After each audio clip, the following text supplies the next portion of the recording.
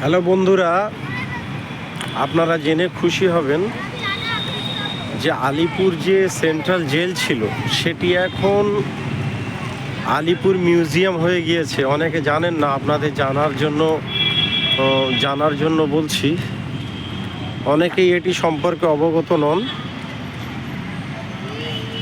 সেই জন্য করে আপনাকে বলবো। আপনারা দেখতে পাচ্ছেন যে আলিপুর যেটি সেন্ট্রাল জেল ছিল সেটি এখন আলিপুর মিউজিয়াম, এবং এখানকার রাতের যে দৃশ্য খুব সুন্দর, এবং এখানে বেড়াবার মতো পরিবেশ, সুন্দর পরিবেশ আপনারা দেখুন। এবং এখানকার একটা টাইমিং আছে, সকাল 11:30 থেকে সন্ধ্যা 7টা পর্যন্ত এখানে টিকিট দেওয়া হয়, এবং টিকিট কেটে আপনারা ভিতরে প্রবেশ করতে পারেন। এখানে জেলে যে সমস্ত যা কিছু ব্যবহার্য জিনিসপত্র আগেকার ছিল সেগুলি আছে, দেখার মতো খুব সুন্দর পরিবেশ, এবং সেগুলি আপনারা দেখতে পারেন, আনন্দ উপভোগ করতে পারেন। এবং লাইটিংয়ের মাধ্যমে দর্শকদের আনন্দ দেওয়ার মতো প্রচুর সরঞ্জাম আছে। কিভাবে ফাঁসি দেওয়া হতো, কিভাবে জেলের মধ্যে কয়েদিরা কিভাবে থাকতেন, সেই সমস্ত বিষয়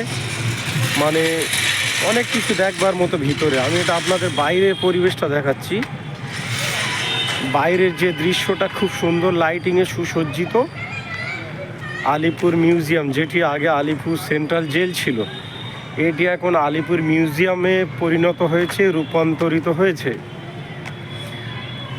দর্শক বন্ধুরা, আপনারা কলিকাতায় বেড়াতে আসলে আপনারা এখানে এসে দেখতে পারেন।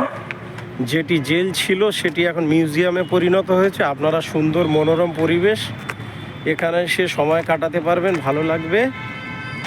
তাই আপনাদের অবগতির জন্য আমি জানিয়ে রাখি। আমারও জানা ছিল না, আমি আজকেরই জানলাম যে আলিপুর জেলটি এখন মিউজিয়ামে পরিণত হয়েছে। আপনারা দেখতে পাচ্ছেন সেই লম্বা প্রাচীর, যে লম্বা জেলের যে প্রাচীরের গায়ে লাইটিং দেখতে পাচ্ছেন আপনারা, এটি সেন্ট্রাল জেলের প্রাচীর।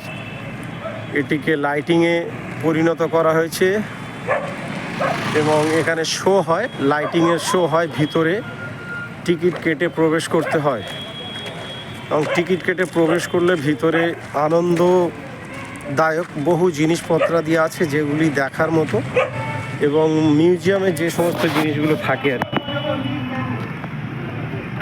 সেগুলি আপনারা দেখতে পাচ্ছেন। এটি বাহিরের সিন, বাইরের যেটি মিউজিয়ামের বাইরের গেট।